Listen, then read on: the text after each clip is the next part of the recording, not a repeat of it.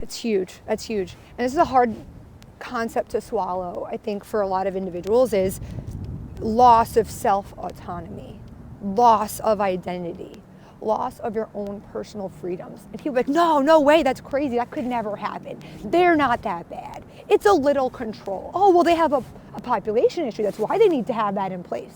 Oh, but it's for their safety. And it's these, and really it's just psychology 101. Like, a lot of people know this stuff. And it's psychology 101, but when you see it happen, like, no, it could never. No, it's not that bad. And so the threat is, no one wants to think that, I think all people are truly just, we're super naive, especially in America. I was just reading a book, it's like, we're naive. We don't want to think that a government would be bad or would hurt us, because we want to believe that we're supposed to be taken care of while we're here, essentially. But the threat of a government that wants all power and all control to give you you're all going to have the same health care. You're all going to have the same salary. You're going to live in the same houses. You lose. I mean, if you want to start a business, not anymore. You don't get to have a business. You don't get to create your own opportunities. You don't get to believe in any God that you choose. There's no freedom of religion. Muslims are persecuted in China, killed. Christians are persecuted in China, killed. You want to have more than one child? No. We only know what's going on in the world based on what we see on mainstream news, social media accounts, and I don't even want to say the different platforms. There's different platforms that all control and tell us what we should know about the world and what you should care about this. So maybe I would love for more people to start to pay attention to what's happening in China. I think maybe Europe might actually know. I feel like they may have an inside scoop as to what's actually happening, but maybe more independent news outlets are showing what's happening with the protests. And then if we can get more awareness and more people covering it, and more, I think the younger generations have to start to care. And there's two reasons why. Yes, because like I said earlier, we're the world's police, and if America sets the example, more countries will follow suit. That's one. But two, if we don't, it's going to happen here, right before our eyes. And it's starting to happen slowly, because the way, and it's wild to think about, even so with the Chinese dynasty over time, right, and the rise of communism, and then even into like World War II, right, in the 1940s. What happened that like people think, well, how could the people allow this to happen? It doesn't happen overnight. It's slowly over time. It's propaganda. It's conditioning. And you combine people, you separate them with a common enemy, fear. And then you pull on their moral strings. It's, well, those people are bad. It's evil. And you start to slowly, years and years, commercials, celebrities, everybody getting on board saying the same thing. Kind of like the Got Milk campaign, right? Back in the 90s, everyone was drinking milk because every celebrity told you to. Every news outlet told you to. So if you think about Chinese government over time, right? Everything that everyone was told years and years and years was to forget their tradition, forget what you used, forget your culture. This is your culture now. And then children are being born into this. And if you choose to believe what your ancestors did and what your past did, you will lose your ability to make money. Will steal your joy from you, your future from you, your ability to earn a living for your family, unless you get on board with this. And that's slowly what's been happening in America the past few years. And a lot of people are in denial. No, they didn't. It was for our safety. Don't you care about grandma? And it's the same thing over. But again, if you give a little to the government, they will take a lot. It starts with one thing, probably. If I had to guess, it was starting with one limitation over time. And then the more if you give a little permission, it becomes more things and more restrictions and more restrictions and more restrictions, until you literally, we're all the same. And we have one universal God, that is government, one universal hand that feeds us, that is government, one universal hand that takes care of us, that is government. And who is wealthy in this situation? The government. And who is poverty-stricken? The people.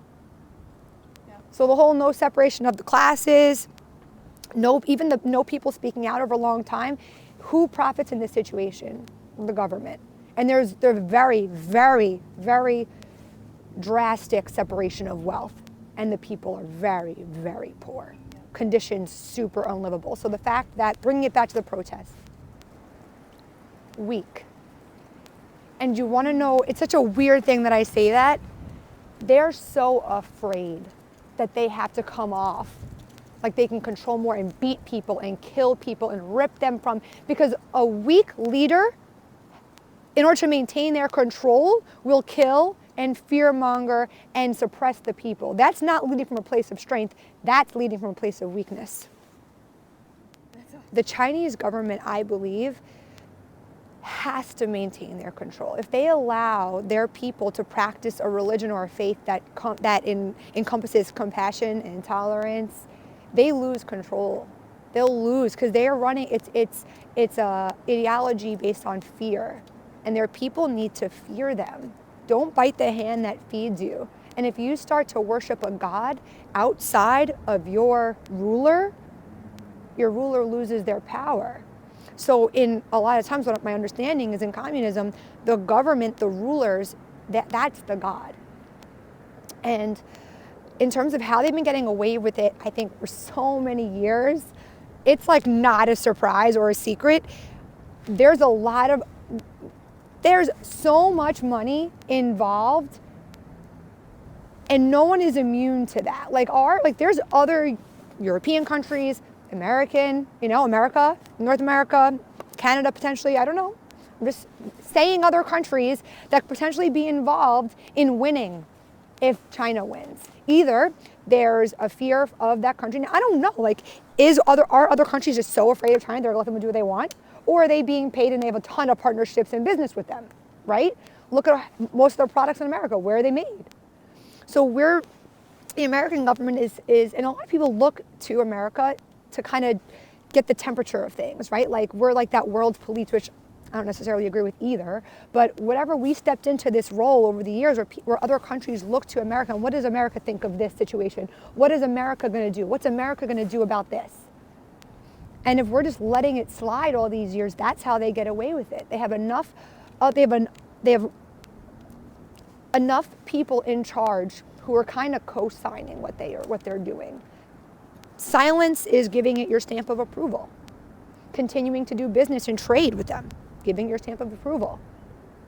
Major corporations in America right now will do these different campaigns, right? And make money off of people's feelings of, well, this is the new thing that we have to care about. So let's put out a product with these colors or this stamp or this, that. And they're doing it for money, not because they care about your problem or they care about this social issue. They're doing it for money. And then who are they in business with to get those products and to do they'll gladly make millions off of the sweat equity and backs of labor. It's hard to say, but like modern day slavery in China. Yeah. I think it's awesome. And I think the biggest thing is not to give up and not to forsake the small things, that one interview can start to make a massive difference. That 2 interviews, 2 or 3 people gathering, people starting to talk more and more. Is it a big mountain to climb? Yeah, for sure. But there's been bigger battles in the past, and I don't believe that this is going to be any different. We've gotten pretty close over the past few years, and then we've fallen back a little bit. But I think the movement, if everyone can kind of just stand united and keep fighting, like you guys, having independent networks, starting, even the freedom that we have to have this interview right now, oh my gosh, that's crazy. There's some countries we can't have this conversation in other countries. Yeah.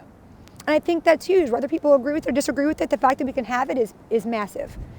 But now you have to remember, the past few years we've been pushing this freedom of speech. We've been really infringing upon that with our social media networks, with our news outlets, really trying to silence people who speak out against what the government says, which is crazy, right? You're like, oh, that sounds like China. No, that was America in 2021.